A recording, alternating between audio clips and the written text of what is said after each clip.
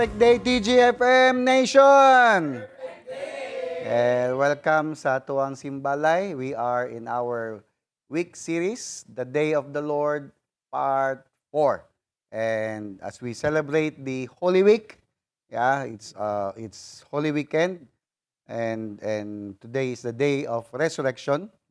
The book of Revelation actually uh, uh, also unveils, or actually in the book of Revelation, it totally unveils the real reason why Christ suffered, Christ died, and Christ resurrected 2,000 years ago. So Holy Week is just a time to remember what Jesus had done for the world to know how God loves us and how God loves you. Come on, tell somebody, God loves you. Come on. God loves you so much, and how abundant God's grace for all mankind. So sa lahat ng mga nag-join for the very first time, we welcome you, and we acknowledge again sa mga Simbalay hosts and facilitators natin. Good job, and I know that you will continually be blessed for hosting and for embracing the Ark of the Covenant or the altar of God in your household. So, ang blessing na yan, hindi lang sa bahay nyo, but to those who are joining and to those who are members of that household. So, be blessed. Today, I want to highlight more on the potential things that the Lord had done in our lives. Again, I let me say this, potential, kasi nga meron nang ginawa ang Lord 2,000 years ago. That's why we are celebrating Holy Week today. Etong season ngayon. May ginawa na siya, but still it's a potential kasi it depends on how you would embrace, how you have understood what Christ had done 2,000 years ago. In Revelation chapter 1, kasi magsisimula na tayo sa Revelation chapter 1. Revelation chapter 1 verse 5, it says, "To him who loved us and washed us from our sins in His own blood." Can you say it with me? His blood. Come on. So, God loves us, Christ, to Him, Christ, who loves us and washed us from our sins through His blood, in His own blood. So, everything that the Lord had done or has done is to potentially position us back and restore us back to God's original intent. Kasi may purpose lahat kung bakit ginawa ng Lord yun. Okay? Kaya sa mga nag-join ng Divine Encounter, mas maintindihan nila why Christ died. No, why Christ needs to resurrect after 3 days. So in our case, ito sa series natin, malalaman natin by and by, okay, in the process, what Christ or how Christ, why Christ did, why He died and why He had resurrected. Okay? Remember, in the book of Ephesians, last week we have talked about this, we highlight that Jesus saves us so we can fulfill the good works God prepared in advance for us to do. So may ginagawa na ang Lord in advance for us to do. So the very purpose why Christ needs to die on the cross so that all of us will be saved from sin and from death, from hell, and then eventually we can fulfill what God calls us to fulfill because He already prepared good work for us to do. And we should walk in them. The Bible says we should walk in them. Are you following? Again, this is all available only when you are in Christ. So apart from Christ, you cannot do the good work that God prepared for you. You can still do good work. May gagawin ka, pwede ka pa rin gumawa ng good work, but it will never be aligned sa good work sa good work na piniprepare ni Lord para sa buhay mo. Only when you are in Christ that you can align yourself to the good work that God prepared in advance for you. Are you getting this? Naintindihan ba natin? Bakit? Tanungin nyo bakit? Kasi workmanship nga tayo. Masterpiece tayo eh. So, kaya kailangan i-align natin yung buhay natin. The Bible clearly says also that He died for all. 2 Corinthians chapter 5. Take note of this. He died for all. Sino nagpakamatay para sa lahat? Christ. He died for all, that those who live should live no longer. Take note of this. Should live no longer for themselves, but for Him who died for them and rose again. So, ibig sabihin, listen, Christ died for all. Christ died for all, so that we can live no longer on our own. Are you following? So if you are a believer, if you believe in Christ, you are no longer called to live on your own. I don't want to sugarcoat on this. Kasi dapat kasabot ka, dapat maintindihan nyo to. You are not supposed to be, if you are truly a believer in Christ, if you understand what Christ had done on the cross 2,000 years ago, you are no longer called to live on yourselves, by yourselves, but for Him who died for them. So tell somebody, wake up, come on. Maaga pa para matulog, come on. Sabihin mo, wake up, come on. It's time to level up in your understanding of who Christ is. Ang naintindihan kasi natin si Christ, na pakamatay, He saved us. No, after saving us, what's next? That's the real question. Kasi ang religion natin, tinuruan lang tayo na, no, lapit ka lang kay Lord, basta magsimba ka lang ng Sunday, basta mag-offering ka lang, pag Semana Santa, kailangan mo, no. There's more to that. There's more to that. It's time to level up. Come on, tell somebody, level up. Level up in your understanding of who Christ is, because the timeline of His grace, what do you mean by His grace? Of what He had done 2,000 years ago is about to end.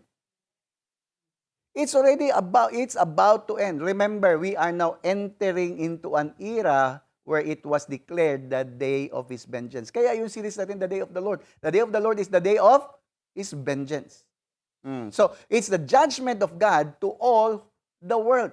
Whether you are a believer, or you are an unbeliever. For us believers, may mga believers ba dyan? Come on! He's going to come back to give an account on what we have done, or on the salvation and grace we receive. So, babalik ka ni Lord, kumbaga, sisingilin na tayo ni Lord. After I died, I resurrected, I overcome death so that you can have life. Okay? So, after that, what's next? Babalik siya para singilin. Kumusta yung salvation na natanggap mo? Kumusta yung grasya na na-receive mo? So, sa mga hindi pa naka-receive ng grace and salvation, today is your salvation. Today is the grace. The grace of God is made available for you today. That's why kailangan mo na i-recognize the Lord as Lord, not just as Savior. He already saved you 2,000 years ago. You need to acknowledge Him as the Lord over your life. And you need to grow in that understanding that Jesus is Lord. Lord simply means Master. Lord simply means Adonai. Andiyan ba tayo? So, He's coming again to test everyone if they truly believe in Him or not, and judge those who don't believe. Sa mga unbeliever, may judgment na kaagad dyan. Pero sa mga naniniwala, merong sisingilin si Lord sa'yo. How many of you are believing in Christ? Come on. How many of you here, believer and follower of Christ? Dapat may ginagawa tayo. So this is no longer the usual resurrection message that you used to hear. No, lalo na pagka every how we call it? Yung tinatawag natin na Resurrection Sunday or Holy Week, or meron tayong tinatawag yung iba, Easter Sunday. No. This is not the message for Easter Sunday. Okay? Na para i-encourage ka lang, no, para lumapit ka kay Lord and then feel sorry about those things that you have done na di tama, and then just ask forgiveness, and then what? Back to where it was? Back to the usual things that you do? No, this is no longer the same message that you are hearing. No. Sabihin mo sa katabi mo, no, come on. You must be awakened to the reality that you must wake up before it's too late. Wake up, brother. Wake up, sister. Tingnan mo yung facilitator mo. Sabihin mo sa kanya, wake up then, wake up. Kasi baka may mga facilitator dyan, sila na, okay? Maaga pa, morning pa, okay? So, I am not preaching the gospel of salvation here. Though, you can still be saved today. You can still catch up, be saved. How can you be saved? Confess that Jesus is Lord and believe in your heart that God raised Him from the dead, then you will be saved. That's what the Bible says in Romans chapter 9, or Romans chapter 10, verse 9. I'm here not only to preach the gospel of salvation, but I'm preaching the gospel of the day of the Lord. It is now a call to repent. It is now a call to wake up. Kaya again, sabihin mo sa katabi mo, wake up, come on, wake up. Pabalik na si Lord, ikaw hindi pa. Ano inintay mo? Pasko. Malayo pa ang Pasko. Hindi pa tayo nakakalahati sa year. Kaya if you are there, listening, watching, or probably nakikinig ka lang, parang hindi, ayaw mo akong tingnan, pero nakikinig ka, kailangan mo nang bumalik kay Lord at tuduhin mo na. So, sometimes yung guilt natin, no, if it happen na andyan ka, nakikinig ka, na akala mo parang dami mo nang ginawang ano, ang dami mo nang nagawang kasalanan, ang dami mo nang hindi mo lang kasi ako kilala pastor na no, no, no, whatever is your excuses. The fact that you are still alive and kicking today, meron pang panahon. Huwag mo nang antayin na maging late. Today is the day of your salvation, and then eventually you can catch up and cope up with what God wants you to accomplish while there is time. Yeah, sabihin mo sa katabi mo, wake up, come on, wake up. In fact, let me tell you this. Christ will come back no longer the same person as before, who is full of grace and truth. No? I think in John chapter 1 verse 14 that he is the word, no, who came alive, no? The word that who became who made flesh, full of grace and truth.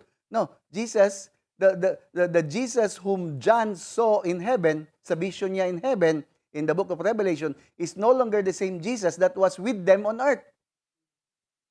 Hindi na to, nung nakita ni Apostle John na naisulat niya sa book of Revelation, is no longer the same Jesus na kasama niya 3.5 years. Hindi na. Okay, let's look at this. Revelation chapter 1, para makita nyo. In verse 10, it says, I was in the Spirit, si John to, I was in the Spirit on the Lord's day. The Lord's day simply means the day of the Lord. It's not Sabbath day.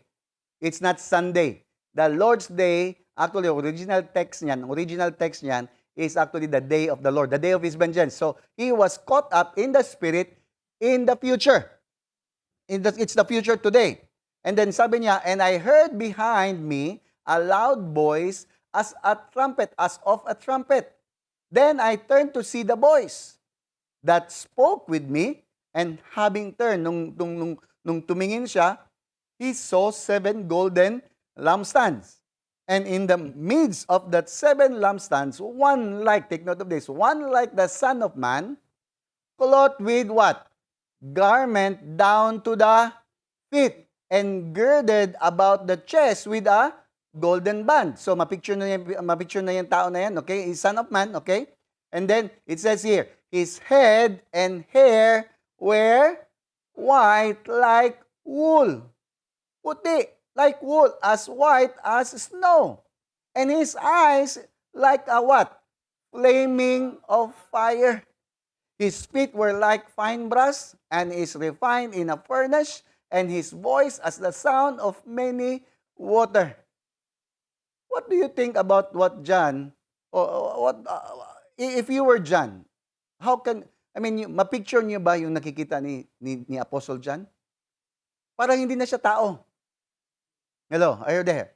It's no longer the Jesus that he used to know, that he used to be with. Hindi na. Actually, iba na. Actually, ito na yung nakikita. Ang nakikita niya ngayon sa vision niya is actually what written in the book of Hebrews. Ano yung nakalagay sa Hebrews? Hebrews chapter 12. Let us have grace. Take note of this. Ano nakalagay sa grace? Sa book of Hebrews? Let us have grace. Okay? Let us have Jesus, because grace is Jesus, by which we may what? Serve God acceptably with reverence and godly fear. For our God is what? A consuming fire. Imagine mo, his head and his hair were white like wool, as white as snow, and his eyes like a flame of fire. Yung paa daw niya were like fine brass, as if it is refined in furnace. Gabaga. Oh. And his voice as sound of many waters. So this is no longer like a human. Na kung nakikita mo mga tao ngayon, like human, yung makita mong picture about Jesus na puti, mistiso, mahaba. No, this is no longer the Jesus that you used to see in the pictures today. Magets ba ko ninyo? So this is the future Jesus that is coming again. So this is now the side where you will see the fierce side of God. Andiyan ba tayo? Kaya yung prayer ko ngayon, kasi ang sabi dito, our God is a consuming fire. So ibig sabihin, pagbalik niya, He's like a consuming fire.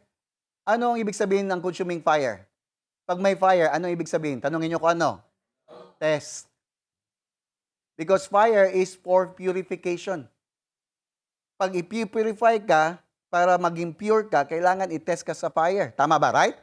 So, He will come like a consuming fire. So, ibig sabihin, He will come to test all of us if totoo ba talagang naniniwala ka sa Kanya or follower ka talaga sa Kanya. Diyan ba tayo? So, my prayer in these last days or in this series is for you to make up your mind while there's still time. Kasi may time pa. It's not yet too late. Sabihin mo sa katabi mo, it's not too late. God's grace, God is so good. Even then, because even then, God is still so good. Though time is rounding up, the good news is, tanungin niyo ako ano, ang good news, ang good news, ang good news, pwede ka pang mag-respond. The blessing, there's a blessing awaits to those who will respond to this call. Andiyan ba tayo? Andiyan ba tayo? As the book of Revelation promises a blessing to those who hear and take heed. Take note of this. May promise ang book of Revelation sa mga magbasa at makikinig at magte-take heed. May mga churches or may mga ministers na hindi nila pinag-aaralan yung book of Revelation kasi hindi nila maintindihan. Kaya blessed ka kung meron mag-share sa'yo about the book of Revelation. Andiyan ba tayo? So kung ikaw naman ang teacher, blessed ka rin. In fact, it's the promises of divine blessing from the Lord not only for you but also for me. Kaya isi-share ko talaga to sa inyo para may blessing double. Hindi lang para sa inyo but para sa amin din. Kasi ang promise, okay, let's look at Revelation chapter 1. Start na tayo, chapter 1, verse 1 up to 3. The revelation of Jesus Christ. So take note of this. This is the unveiling of Jesus Christ. This is the revelation of Jesus Christ. This is not the revelation of John. This is the revelation of Jesus Christ, which God gave Him to show His servants. Sino servants? We. We are servants. Okay? Things which must shortly take place. Mga bagay na mag-o-occur, na mangyayari. And then He sent and signified it by His angel and to His servant, kapwa ko servant, John, my brother. Kaya later you will see that I am your companion in hardship. Makikita mo yan later.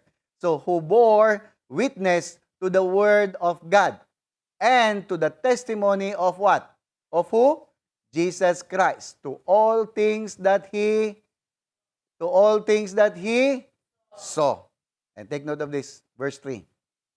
Blessed is he who reads and those who hear the words of this prophecy and keep those things which are written in it. For the time is near. So, ibig sabihin, kailangan natin maintindihan that the blessing doesn't come just by reading and hearing the words written. The original, kung titingnan mo, mayroong dinagdag dyan na keep, not only to hear or not only who reads, ang blessing hindi lang sa mga nagbasa, but also sa mga nakinig. And sa mga, and those who keep, and keep those things. And keep those things which are written in it. Bakit? Because the time is near. So, we need to understand that the blessing doesn't come just by reading and hearing the words written.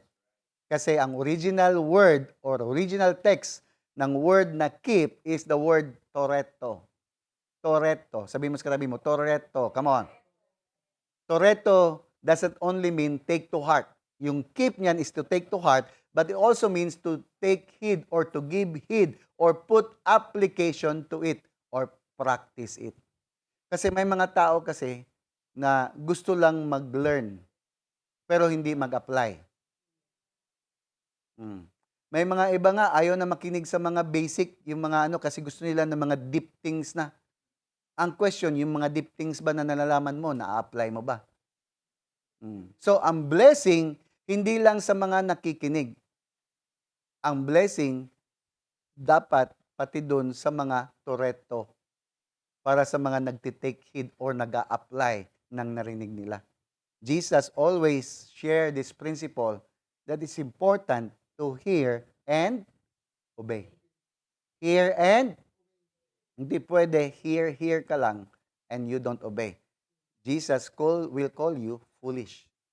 People are called foolish by the Lord when they keep hearing and not obeying. That's why the blessing comes to those who read and to those who hear and those who put application to what they have heard. What they have heard. So sino excited na mag-apply sa mga marinig mo in this series? So this is the goal actually, no? This is the goal for us to be blessed. For us to be blessed. So you will only be blessed when you fully take to heart what's written and put it into action or put it into practice. And the only way a person can keep or can put things into practice that are written therein, para lang yan sa mga nakakaintindi, sa mga bagay na naisulat. Andiyan ba tayo? So, blessed is the one. Singular. Sino yan? Ako, siyempre. Ako nagbasa eh. Who reads aloud the words of this prophecy and bless those, those is plural, kayo na mga nakikinig. So, the Lord expects one person, which is me, a pastor, read while you, all of you, TGFM Simbalay, saan ba tayo? While you listen, so that all of you can take to heart what's written and put it into application. Then, there will be blessing. So, tingnan mo yung katabi mo muna, baka nakatulog na. Sabihin mo sa kanya, oy, may blessing sa mga kikinig at sa mga mag-a-apply. Ang blessing, hindi lang sa nakikinig, but sa mga mag-apply. Kaya makinig ka para may ma-apply ka. Paano ka makapag-apply kung wala ka namang narinig? Pwede kasing nakinig ka, may statement eh. Pwedeng narinig mo, pwedeng, di ba? Pwedeng nakinig ka pero hindi mo narinig. Basta. Anyway. You heard it but you listen but you don't heard it. Yeah. Narinig mo pero hindi ka nakinig.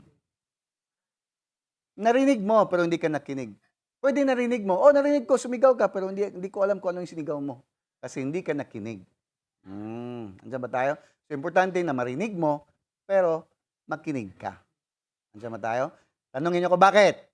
Kasi yung goal natin is to get you to fully take to heart everything. Ma-apply mo lahat ang naisulat dito sa book of Revelation so that you will put application. Useless man yung na-learn mo, pero walang application.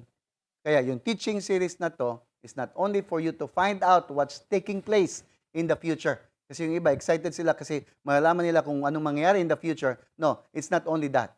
But for you also to grow in your understanding, in your revelation of who Jesus is, and for you to see the fearful side of God.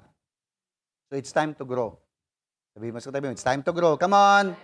So hindi na ang tingin mo ngayon nito, ang tingin mo ngayon kay Lord, hindi na yung Savior lang. Kasi most of us, lalo na tayo Pilipino, lalo na tayo, puro tayo, Jesus, Lord, save me, save me. No.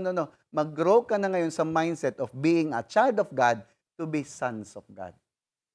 Tingnan mo yung katabi mo. Hindi kibuloy, ha? Sons of God, meaning offspring. Children. Okay? Tayo, na mga Pinoy, medyo hirap tayo tawagin sa, I'm a son of God. Kasi nga, medyo na contaminate tayo. Meron ng, tawag yan? Meron ng lamat o may problema tayo, lalo na dito sa Davao, no? Kasi meron nagkiklaim dito na the son of God, he's the son of God. No, but listen to me. Totoo naman talaga na tayo na mga anak ng Diyos are called to be sons. Because the meaning simply means, ang meaning ng sons is simply offspring. Offspring. Okay? Ano ibig sabihin ng offspring? Mga kaliwat,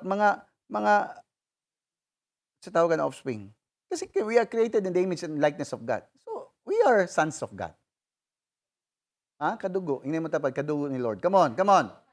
And eventually, we will grow and become bondservants of God. How many of you believe ang makapag-serve is yung mag-mature lang? Wala mang mga bata na mag-serve. Mahirap mag-serve if you don't grow, no, as a son. Kung hanggang child, hang bata-bata lang hindi mo maximize no kung ano dapat i-serve mo or ano dapat ang gagawin mo no in behalf sa calling natin kung hindi ka mag-grow to become bond servant. So what's the blessing awaits for all of us? Sinong gustong malaman? Now I have 10 minutes. I have 10 minutes. Ano ang blessing that awaits those who hear and those who put in application? Tanungin niyo ko ano. Come on. Ang blessing is divine favor. Sino gusto ng divine favor? Yeah? Favor enough is favor. Pero kung may dagdag na divine, abay, special yan. That's gonna be an unusual treatment. Unusual.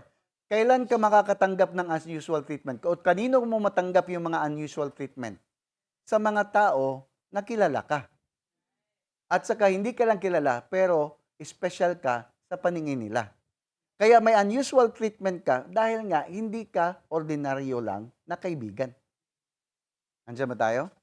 So, if I have found, if I have found favor in you, you will treat me differently than you treat others. Kasi nga, unusual nga yung treatment mo. Bakit unusual ang treatment mo? Dahil gusto kita. Diba? Diba, sa mga crush mo, sa mga ordinaryong friends lang, sa mga love life, kunwari, iba man talaga yung treatment mo sa may gusto ka. Tama? Iba yung treatment mo sa mga, pero common lang, pero pag sa kanya, iba ang treatment mo. Bakit? Special. Tingnan mo yung katabi mo. Special ba yan? Special yan. Hindi special child, special talaga yan. Special yan in the eyes of God. And you will be blessed. You will have unusual unusual favor when you take heed what you have heard in the book of Revelation. Tanungin niyo ko bakit? Kasi mag-grow ka man sa understanding mo about who Christ is. So we will be treated differently by God, not just because we are righteous and just in Christ, but because today, here, now, we have the revelation of who truly the Lord is and can do exactly what He requires us to do. So yun ang blessing na matatanggap mo dahil magagawa mo na ngayon ang mga dapat na gawin natin kasi mas kilala mo naman ang master mo. So dahil kilala mo na ang master mo, so mau-obey mo na siya. Exactly sa gusto niyang gawin.